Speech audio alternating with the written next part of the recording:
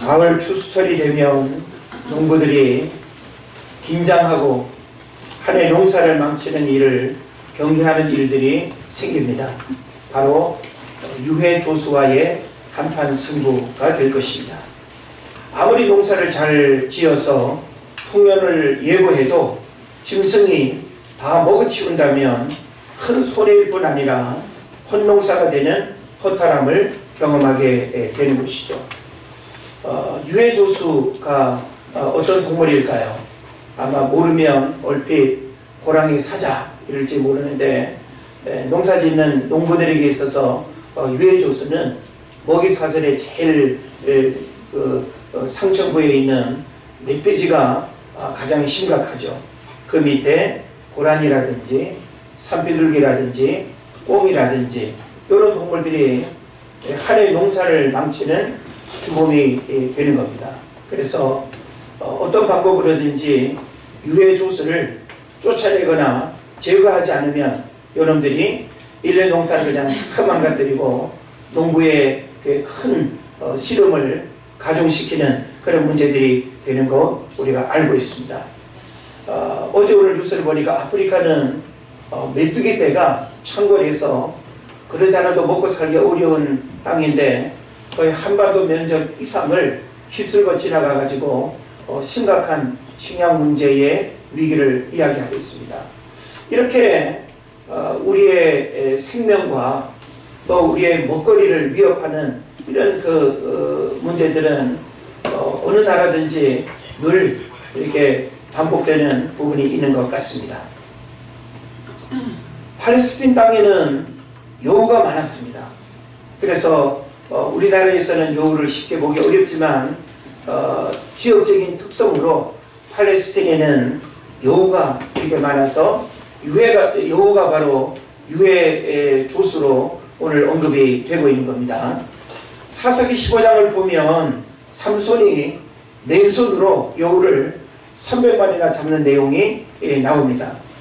특히 팔레스틴 여우는 포도농사에 해를 끼치는, 그래서 우리나라 같은 경우에 멧돼지나 고라니 이런 동물들과 이렇게 비견되는 게 이제 바로 여우가 되는 것입니다. 그래서 이 여우들은 포도꽃이 필 때 더 큰 피해를 주게 되는데, 꽃이 필 때니까 봄철이 되겠죠. 만약에 열매를 우리가 생각한다면 가을이 될 텐데, 그래서 꽃이 필 때라고 하는 이 표현으로 우리는 봄이라고 하는 계절을 생각해 볼 수 있습니다. 그런데 큰 여우들은 포도 열매만 따먹고 가지만 이 작은 여우들은 밭에 구멍을 파고 도랑을 뚫어서 단단한 땅을 푸석하게 만들기 때문에 포도가 제대로 자라지 못하게 만든다는 거예요. 또한 이것들은 연한 밑가지를 부러뜨려서 나무 자체를 죽이기도 한다는 겁니다. 그래서 비록 크기는 작지만 이들이 포도원에 끼치는 해는 그 어느 동물들보다 크다라고 하는 것이 우리에게 알려지고 있는 이 포도원의 여우 문제가 되는 것입니다. 그래서 우리 문화에서도 여우는 좀 부정적인 의미로 이렇게 다가올 때가 많죠. 그래서 여우 같아 라고 하는 말은 좀 교활하다는, 그런 이제 꾀가 많고 교활하다는 그런 말이 될 겁니다. 아마 여기 계신 여성분들 한 번쯤 들어봤을 별명 아닌가 싶습니다.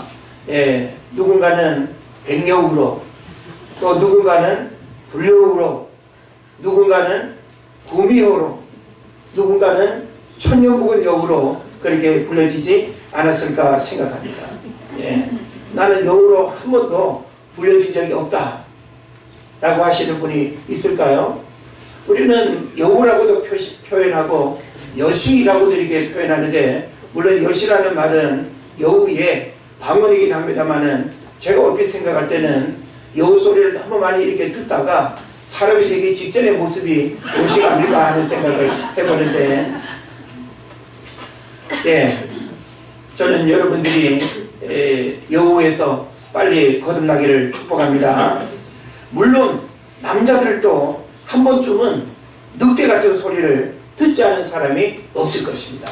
그런데 문제는 아직까지도 여전히 여우 소리를 듣고 아직까지도 여전히 늑대 같은 소리를 듣는다고 한다면 여러분들 예수 믿는 이 본질적인 자기 신앙의 정체성을 돌아보고 회심하는 역사가 오늘 예배 가운데 일어나기를 바랍니다. 그리고 아멘 소리가 크지 않네요. 성경에는 여호에 대한 표현이 많이 언급되고 있습니다. 늘 교활한 암몬 족속을 여호라고 불렀고요. 또 예수님도 헤롯 왕을 여호라고 이렇게 불렀습니다. 또 예수님은 여우도 굴이 있지만 나는 머리 둘 곳이 없다라고 이렇게 하셨는데, 이 말은 교활한 여우도 머리 둘 때가 있는데 나는 그보다 사정이 더 딱하다라고 하는 그런 이제 비유의 말씀이 되겠죠. 그래서 우리는 이 여우가 이스라엘이라고 하는 이 팔레스틴 지역의 사람과 그리고 농장에 얼마나 밀접한 관계 속에서 부정적인 영향을 미치는가라고 하는 사실을 우리가 배우게 되는 겁니다. 자, 오늘 우리가 읽은 이 아가서의 말씀은 시가서입니다. 시가서. 다시 말하면 시로 기록된 말씀이라는 거죠.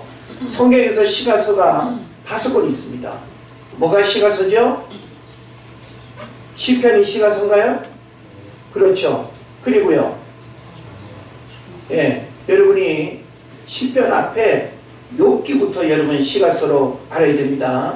욥기, 시편, 잠언, 전도서, 아가서, 요 5권의 책이 시가서예요. 시로 기록되어진 말씀입니다. 그래서 저도 뭐 시를 쓰긴 합니다만은 여러분이 시집을 읽을 때는 그 시어를 잘 깨달아야 돼. 시를 쓰는 작가의 그 마음을 가지고 우리가 시를 읽지 않으면 시는 함축적인 의미를 담고 있고 은유적인 표현들이 많기 때문에 그 의미들을 우리가 깊이 헤아리지 못하면 이해하기가 어려운 그런 문제일 수가 있기도 합니다. 자, 아가서는 시가서로서 솔로몬이 지은 시로 원어적인 의미로는 노래 중에 노래라는 뜻입니다. 우리는 아가서라고 이렇게 표현하고 있지만 원어는 노래 중에 노래라고 하는 이름으로 이 아가서가 불려지고 있습니다. 그래서 아가서를 문자적으로만 보면 성적 표현들이 농후한 남녀간의 사랑 이야기처럼 보이지만 유대인들은 이 아가서를 하나님께서 자기 백성들에게 보여주시는 사랑의 노래를 표현한 것으로 이해했고, 신약시대에는 신랑 되신 예수님과 신부된 성도와의 사랑을 비유한 것으로 표현되기도 하는 것입니다.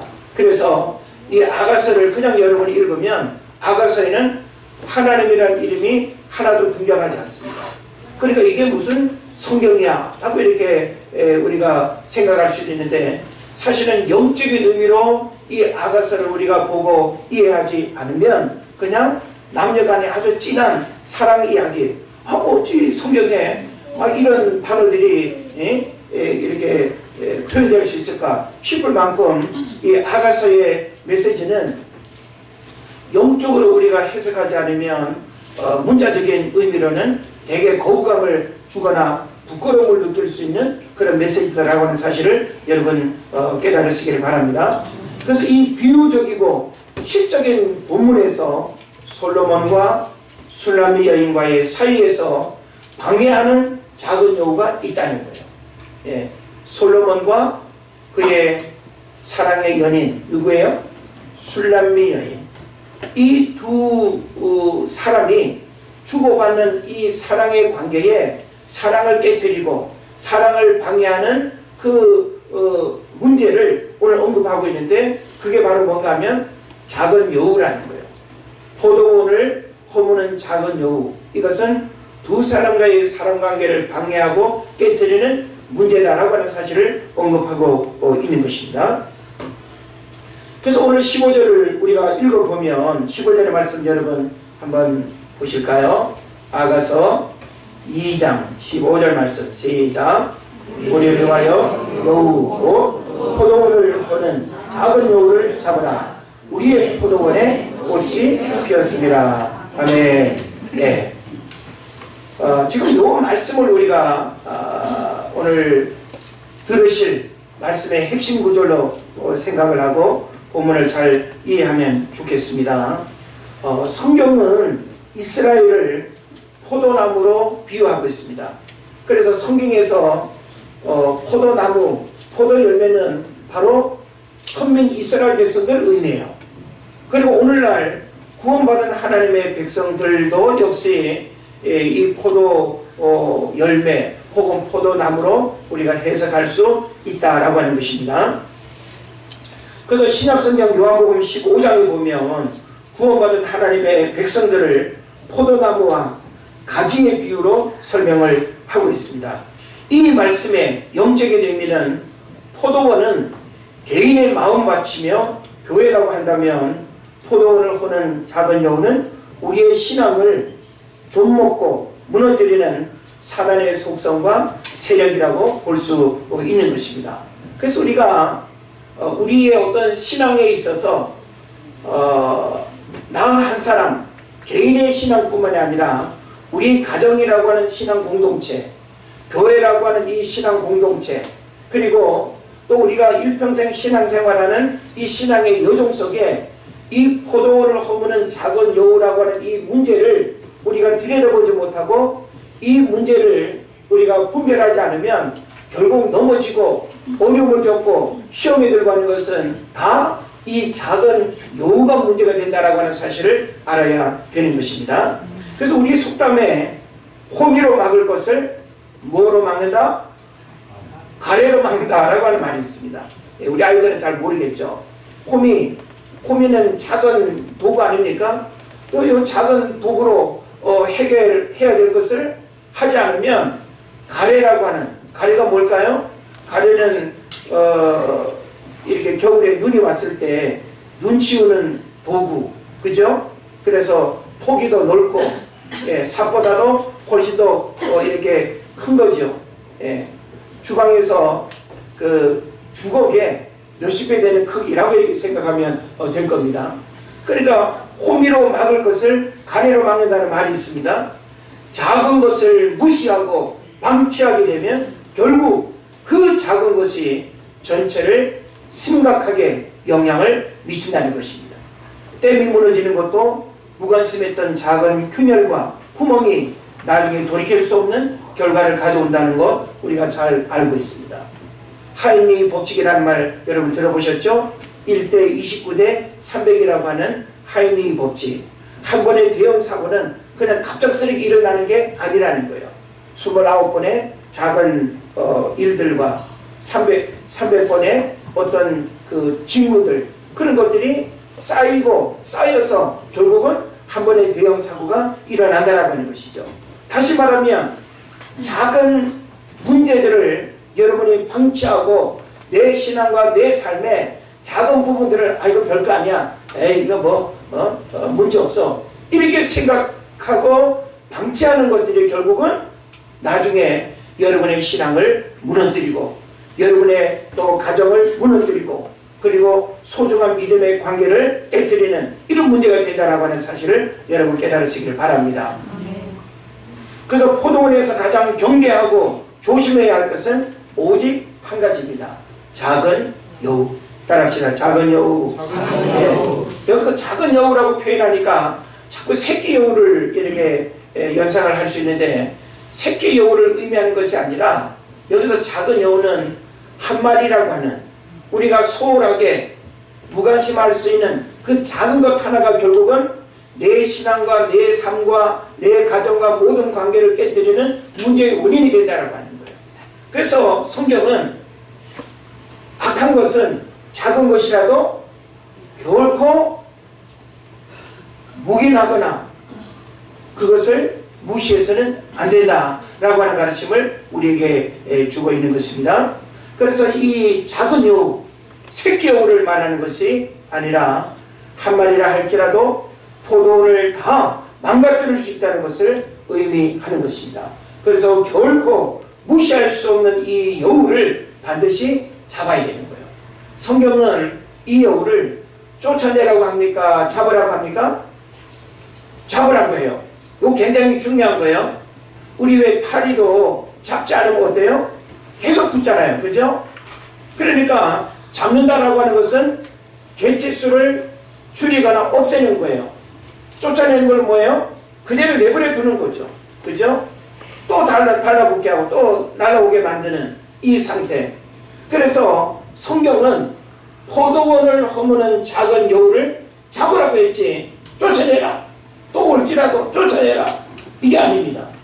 그러니까 여러분들이 우리의 신앙생활 속에 다가오는 이 사탄의 유혹들, 죄성들, 그리고 어떤 게으름들, 작은 여우에 해당되는 어떤 그런 부분들을 여러분이 계속 방치하게 되면, 이걸 잡아내지 않으면 그놈이 계속 기웃거리고 계속 덤벼들게 되면 더 큰 화를 이렇게 자초하는 문제가 된다라고 하는 것입니다.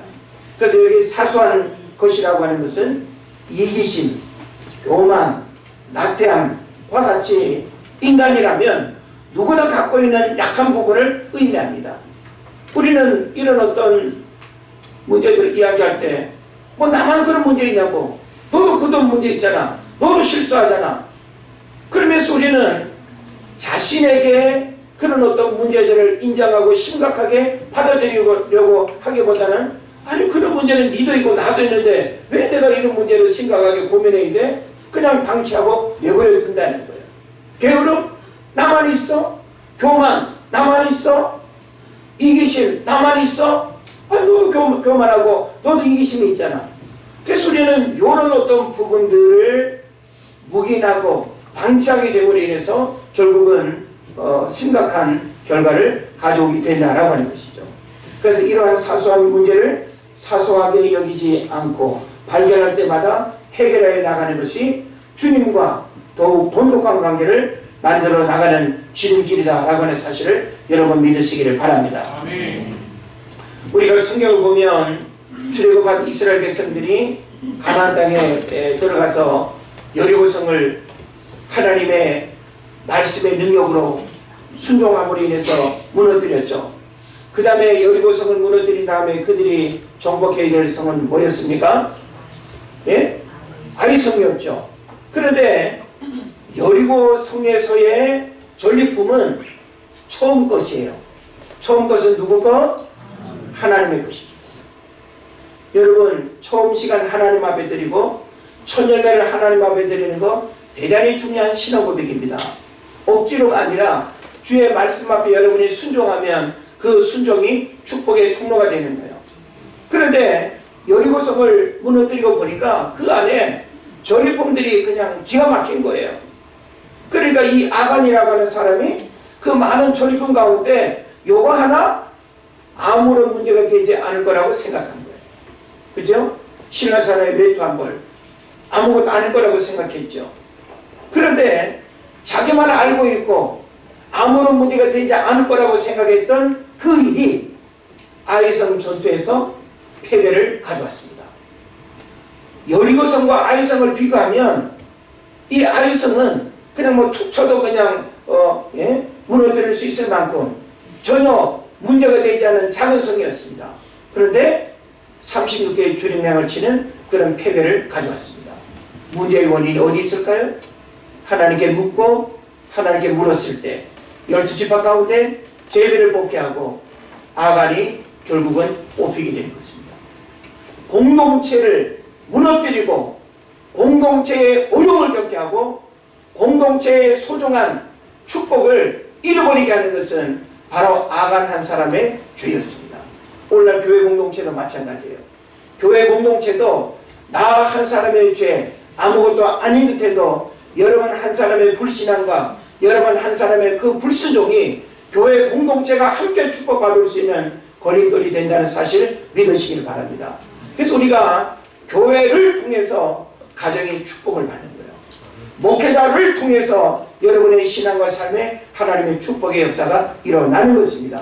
그런 면에서 여러분이 교회라고 하는 공동체를 함께 세워가고 교회 공동체로부터 내 가정에 흘러올 그 영적인 축복을 잃어버리지 마시길 바랍니다.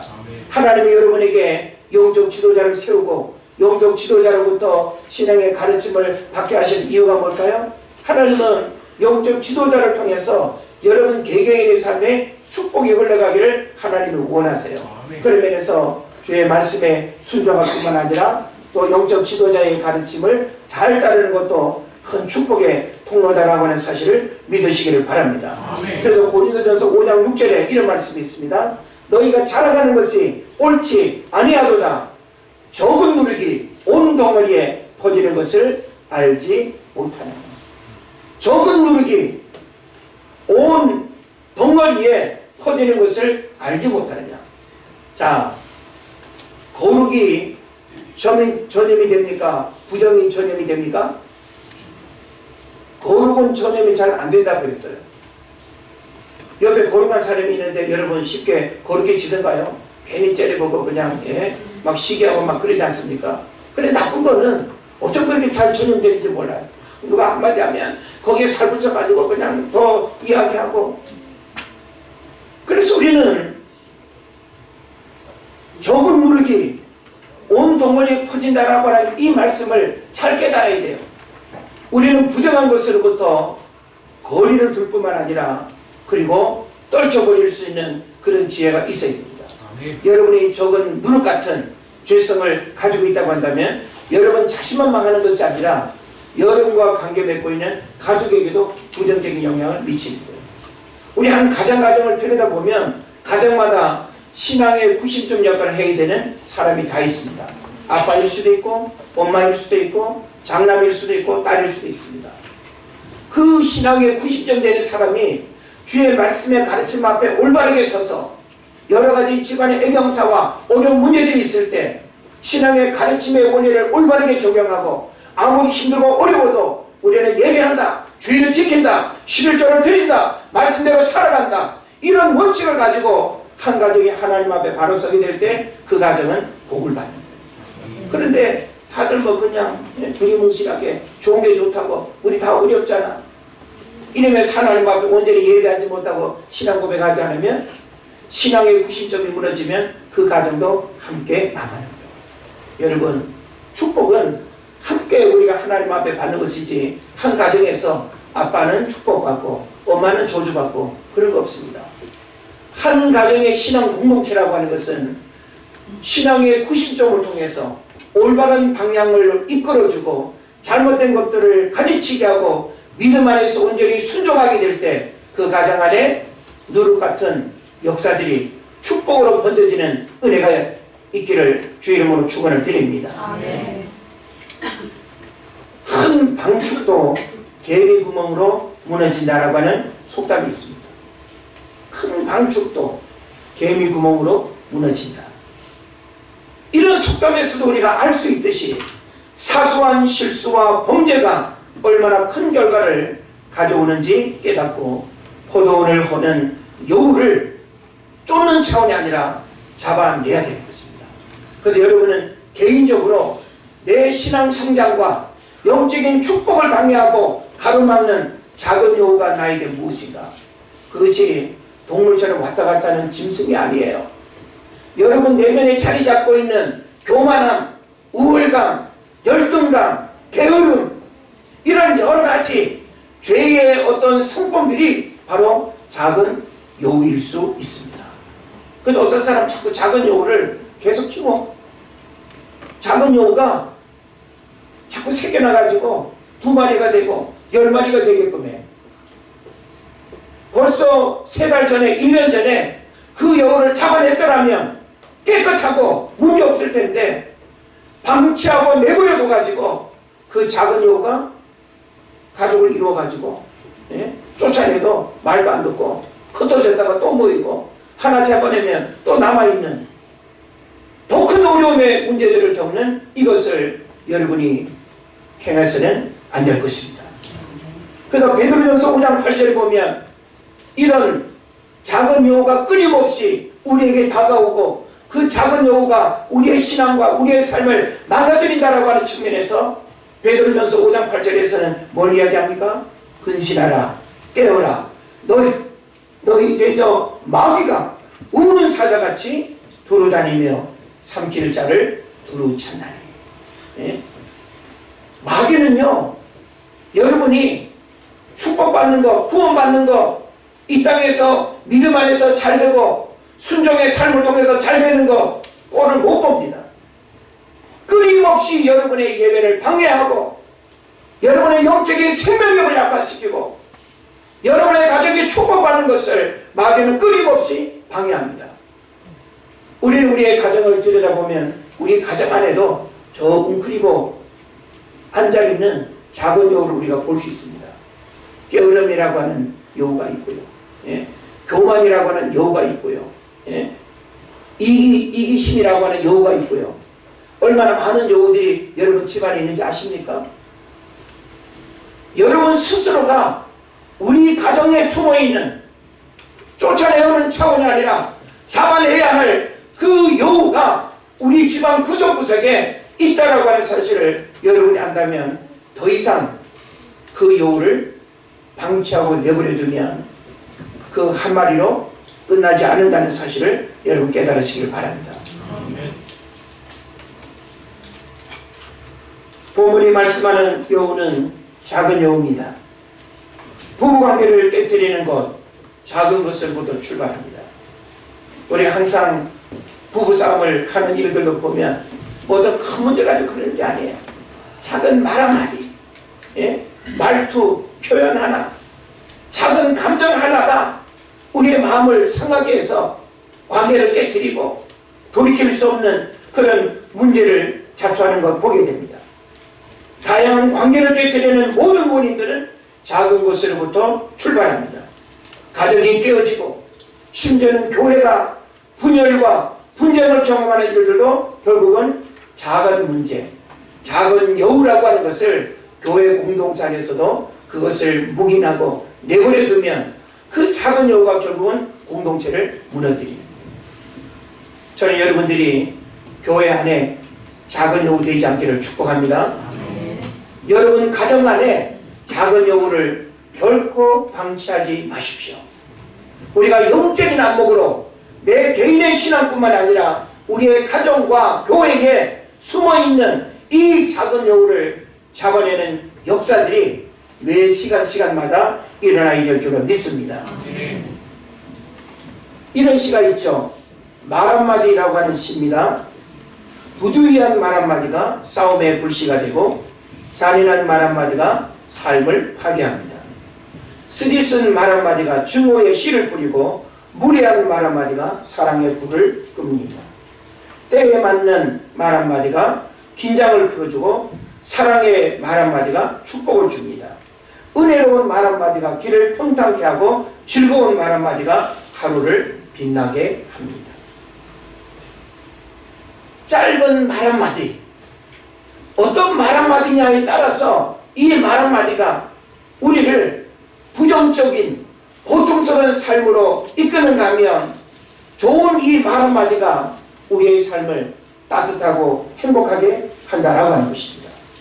작은 말 한마디, 작은 감정 하나, 작은 표현 하나가 작은 말다툼으로 시작해서 돌이킬 수 없는 불행의 결과를 가져온다는 사실을 알아야 되는 것입니다. 믿음 생활에서도 신앙 성장을 가로막고 열정을 식어버리게 만들고 교회의 부흥을 가로막고 한 영혼을 구원하는 일에 방해가 되게 하고 영적인 축복을 잃어버리게 하는 일도 결국은 작은 여우가 개입될 때 일어납니다. 예. 작은 여우가 모든 관계의 어려움과 갈등을 조장하는 것은 작은 여우입니다. 교회 안에서도 작은 여우들이 얼마나 많은지 몰라요. 나만 있어봤자지 뭐. 그 작은 여우가 하는 말입니다. 왜 저렇게 잘난 체 해? 작은 여우입니다. 시험에 들겠어? 작은 여우입니다. 여러분, 시험에 들겠어라는 말 함부로 하는 거 아니에요. 무엇이 여러분을 시험에 들게 합니까? 정말 시험에 들고 싶어서 시험에 들겠어라고 이렇게 말합니까? 우리의 그 잘못된 말 한마디가 마귀로 하여금 작은 여우가 돼서 내 신앙과 축복을 허물어뜨린다는 사실 여러분 깨달으시길 바랍니다. 또 김세계 저런 말을 해요. 다 작은 거죠. 왜 나를 몰라줘? 너무 무시하는 거 아니야? 왜 알아주지 않지? 이런 것들이 교회 공동체 안에서 관계를 깨뜨리고 공동체의 소중한 분위기를 망가뜨리는 작은 여우다라고 하는 사실을 알아야 되는 것입니다. 포도원의 농부는 열매를 얻기 위해서 물을 주고 거름을 주고 하루하루 정성껏 나무들을 돌보았습니다.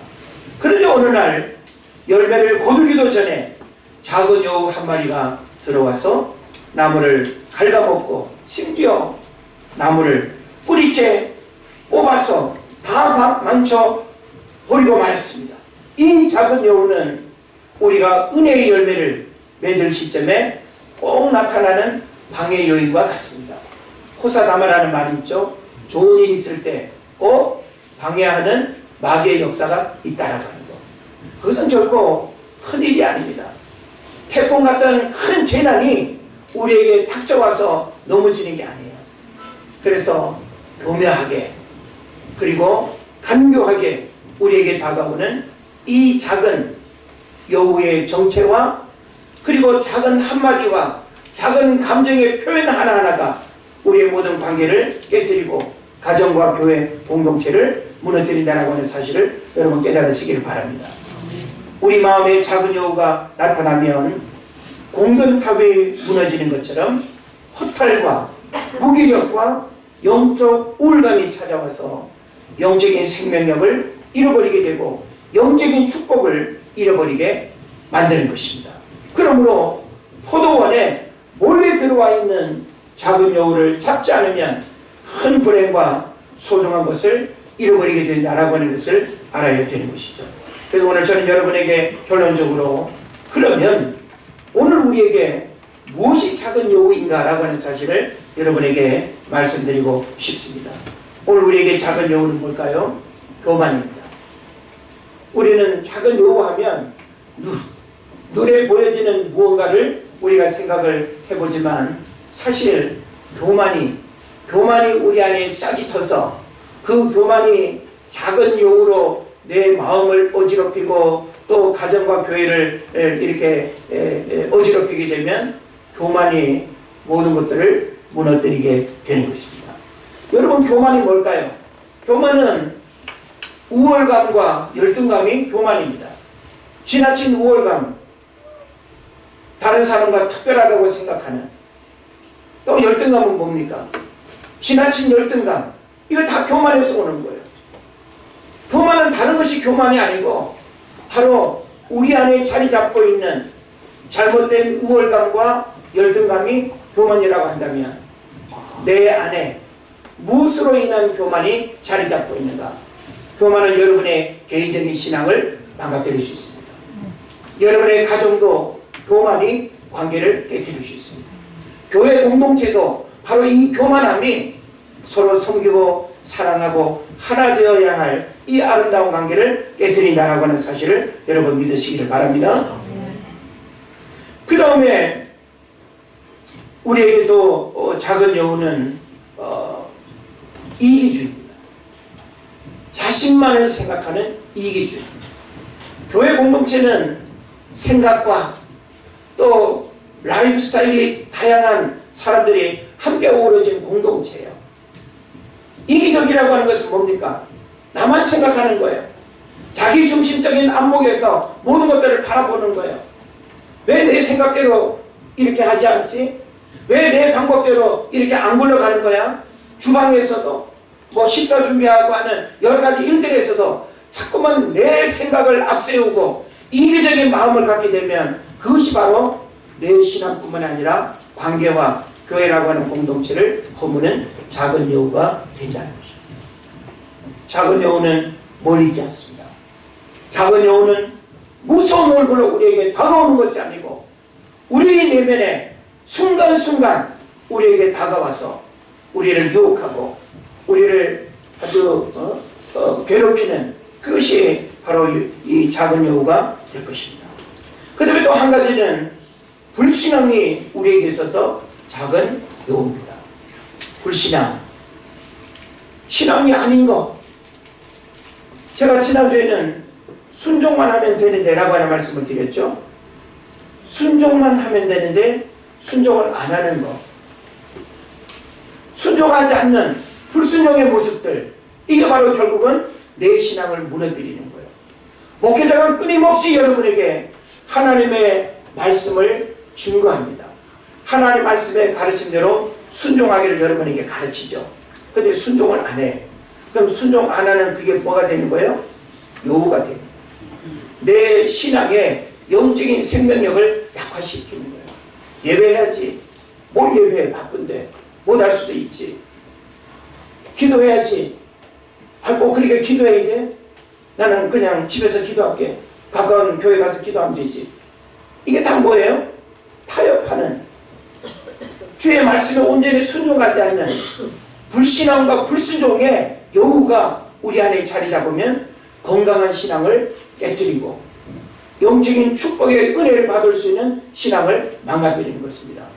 우리는 말씀대로 하나님 앞에 드려야 할 것 드리고, 예배해야 할 일 온전히 예배하고, 병원 생활에 힘쓰고, 이게 다 뭔가 하면 여러분이 이 땅에서 축복받는 비결을 성경이 우리에게 가르쳐 주고 있는 것입니다. 그래서 이 불신앙의 여러 가지 그 자식들이라고 해야 될까요?